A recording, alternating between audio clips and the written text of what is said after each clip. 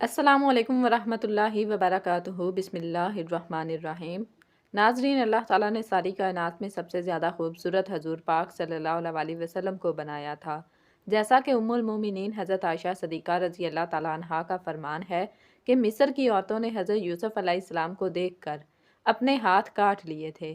اگر وہ میرے حبیب حضور صلی اللہ علیہ وسلم کو دیکھ لیتی تو شاید اپنے سینوں پر چھریاں مار لیتی۔ حضور صلی اللہ علیہ وسلم کی ساری خوبصورتی اتر کر حضرت فاطمۃ الزہرا رضی اللہ تعالیٰ عنہا کے اندر آ گئی تھی۔ اس لیے جو بھی حضرت فاطمہ رضی اللہ تعالیٰ عنہا کو دیکھتا تو حیران رہ جاتا، کیونکہ حضرت فاطمہ رضی اللہ تعالیٰ عنہا کے پاکیزہ اخلاق اور ان کی خوبصورتی کے چرچے ہر زبان پر رہتے۔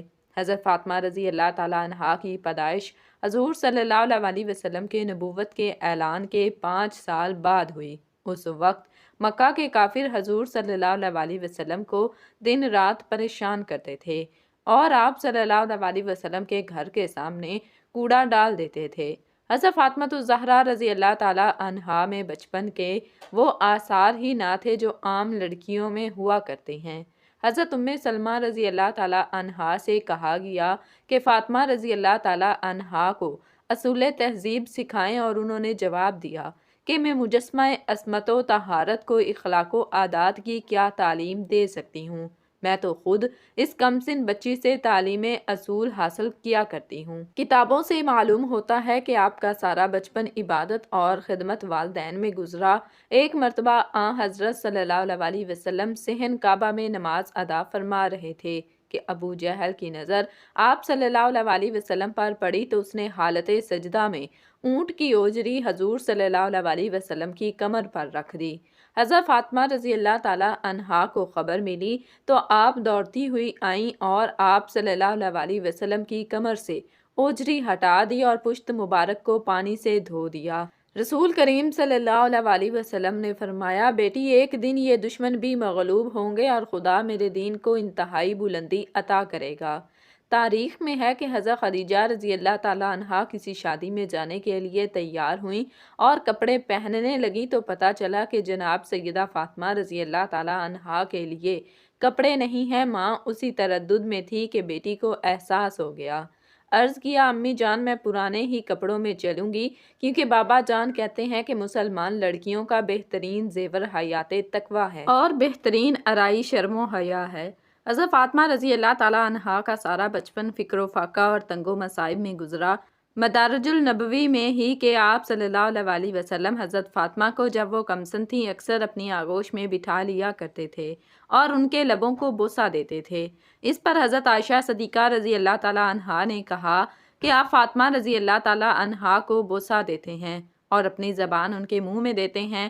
حضور صلی اللہ علیہ وسلم نے فرمایا، تمہیں معلوم نہیں، جب میں معراج پر گیا تھا علیہ السلام نے مجھے ایک جنت کا سیب دیا تھا، میں نے وہ کھایا تھا اور اس سے فاطمہ کا نقطہ وجود قائم ہوا۔ اے عائشہ، جب میں جنت کا مشتاق ہوتا ہوں تو فاطمہ رضی اللہ تعالیٰ عنہا کی خوشبو سونگھتا ہوں اور فاطمہ کے لعاب دہن سے میں وہ جنت کا لطف اٹھاتا ہوں۔ آپ کی والدہ جناب خدیجہ الکبریٰ رضی اللہ تعالیٰ عنہا تھیں۔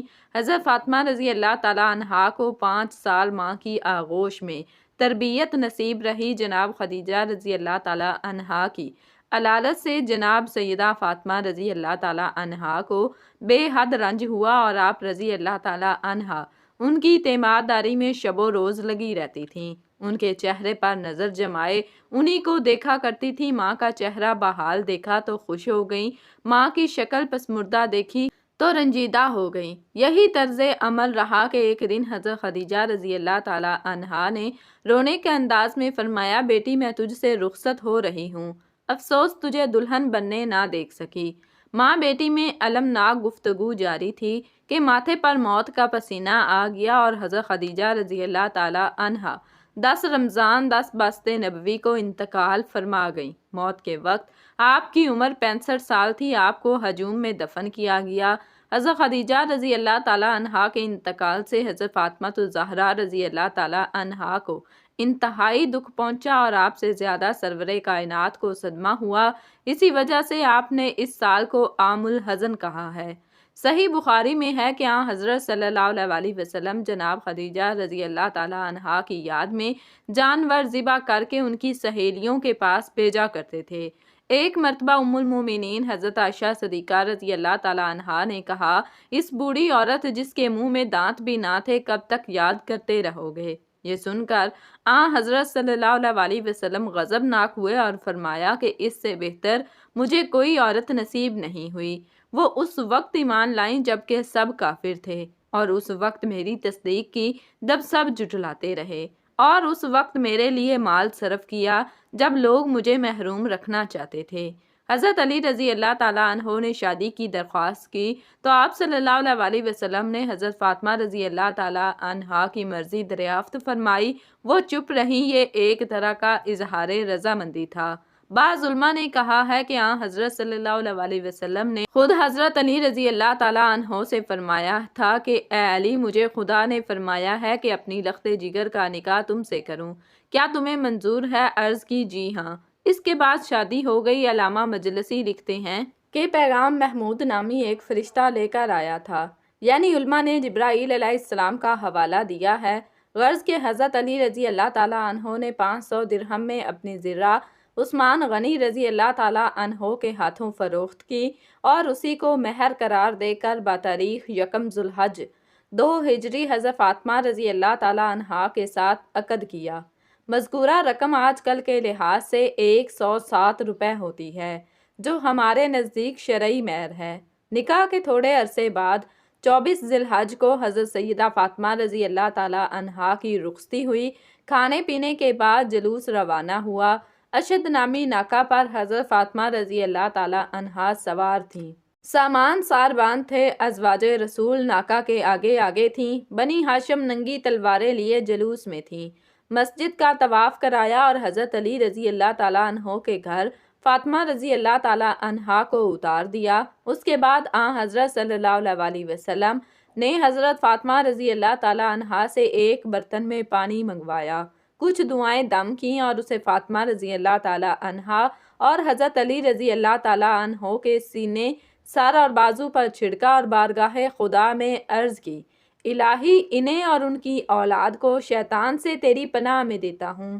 اس کے بعد حضرت فاطمہ رضی اللہ تعالیٰ عنہا سے کہا، دیکھو علی سے بے جا سوال نہ کرنا، یہ دنیا میں سب سے اعلیٰ اور افضل ہے لیکن دولت مند نہیں ہے۔ اور حضرت علی رضی اللہ تعالیٰ عنہ سے کہا کہ یہ میرے جگر کا ٹکڑا ہے، کوئی ایسی بات نہ کرنا کہ اسے ملال ہو۔ حضرت فاطمہ رضی اللہ تعالیٰ عنہا کے ساتھ جس وقت حضرت علی رضی اللہ تعالیٰ عنہ کی شادی ہوئی، ان کے گھر میں ایک چمڑا تھا، رات کو بچھاتے تھے اور دن میں اس پر اونٹ کو چارہ دیا جاتا تھا۔ شوہر کے گھر جانے کے بعد آپ رضی اللہ تعالیٰ عنہا نے جس نظام زندگی کا نمونہ پیش کیا ہے، وہ طبقہ نسواں کے لیے ایک مثالی حیثیت رکھتا ہے۔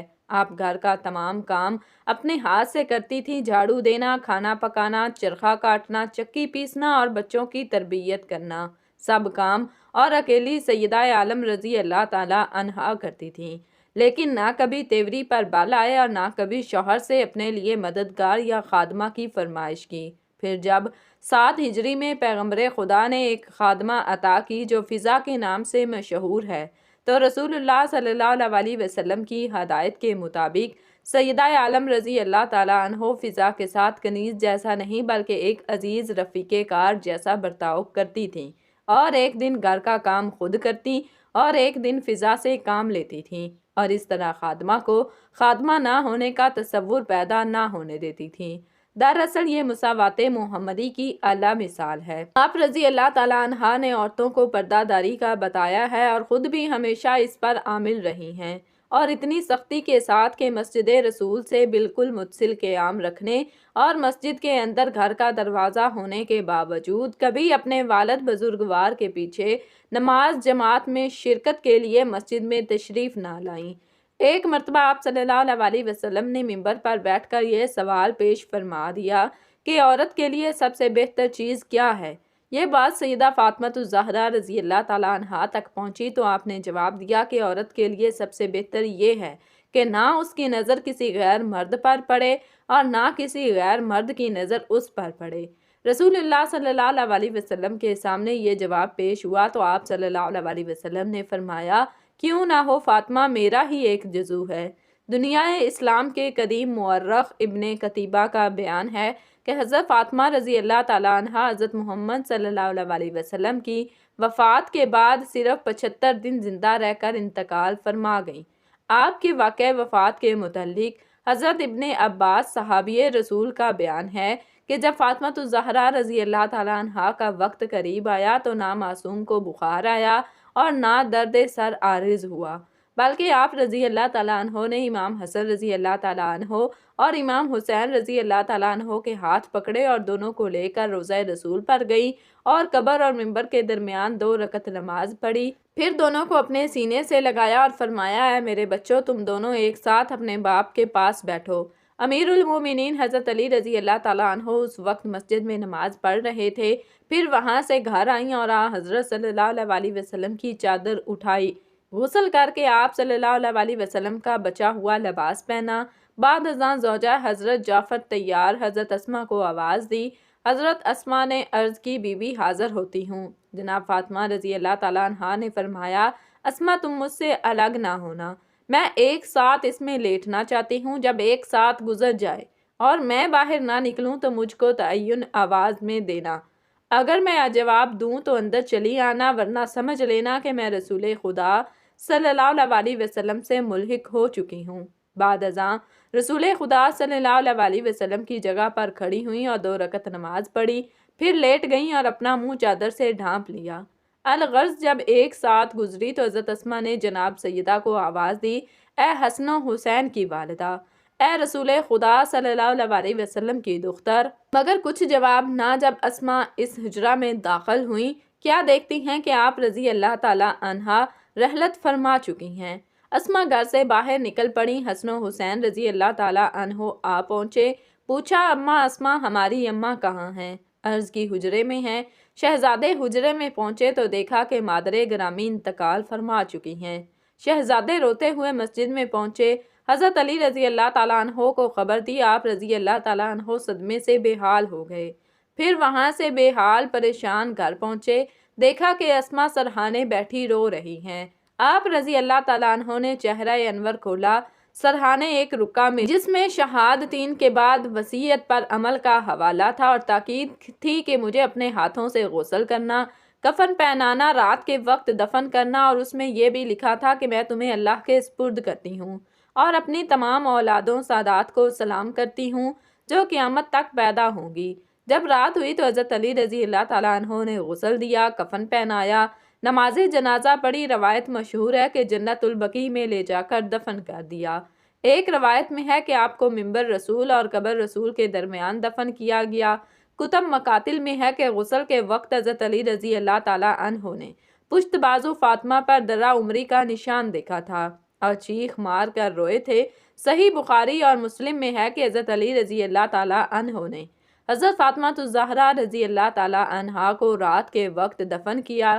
غسل اور کفن کے بعد حضرت علی رضی اللہ تعالیٰ عنہ اپنی اولاد اور اپنے عزیزوں سمیت جنازہ لے کر روانہ ہوئے۔ بہار الانوار کتاب الفتن میں ہے کہ راستہ دیکھنے کے لیے ایک شمع ساتھ تھی اور حضرت زینب رضی اللہ تعالیٰ عنہا جو کافی کمسن تھیں، سیاہ لباس میں لپٹی ہوئی اس سائے میں چل رہی تھیں جو شمع کی وجہ سے زمین پر پڑ رہا تھا۔ حضرت علی رضی اللہ تعالیٰ عنہ جب جنت البقیع میں پہنچے تو ایک سمت سے آواز آئی کہ خودی خدائی قبر نمایاں ہو گئی۔ حضرت علی رضی اللہ تعالیٰ عنہ نے اس قبر میں حضرت فاطمہ رضی اللہ تعالیٰ عنہ کو دفن کیا اور اس طرح زمین برابر کر دی کہ نشان قبر معلوم نہ ہو سکے۔ جب جناب سیدہ فاطمہ رضی اللہ تعالیٰ عنہا کو قبر میں اتارا گیا تو رسول خدا صلی اللہ علیہ وسلم کے ہاتھوں کی مانند 2 ہاتھ برآمد ہوئے اور انہوں نے سیدہ کے جسم عطر کو سنبھال لیا۔ دلائل الامامہ میں ہے کہ چونکہ حضرت فاطمہ رضی اللہ تعالیٰ عنہا کے ساتھ بے ادبی کا اندیشہ تھا، اس لیے 40 قبریں بنائی گئیں۔ 40 قبریں اس لیے بنائی گئیں کہ صحیح قبر معلوم نہ ہو سکے اور حضرت فاطمہ رضی اللہ تعالیٰ عنہ کو ستانے والا کوئی بھی قبر پر موجود نہ ہو، ورنہ خاتون جنت سیدہ فاطمہ الزہرا رضی اللہ تعالیٰ عنہا کو اذیت ہوگی۔ اس کے باوجود لوگوں نے قبر کھود کر نماز جنازہ پڑھنے کی صحیح کی، جس کی رد عمل میں امیر المومنین حضرت علی رضی اللہ تعالیٰ عنہ ننگی تلوار لے کر جنگی لباس پہنے ہوئے قبر پر جا بیٹھے۔ اس وقت آپ کے منہ سے کف جاری تھا، یہ دیکھ کر لوگوں کی ہمتیں پست ہو گئیں اور آگے نہ بڑھ سکے۔ وفات کے وقت جناب سیدہ کی عمر 28 سال تھی۔ اللہ تعالیٰ سے دعا ہے کہ اللہ تعالیٰ ہمیں نیکوکاروں میں شامل فرمائے اور ہمارا خاتمہ ایمان پر فرمائے، آمین ثم آمین۔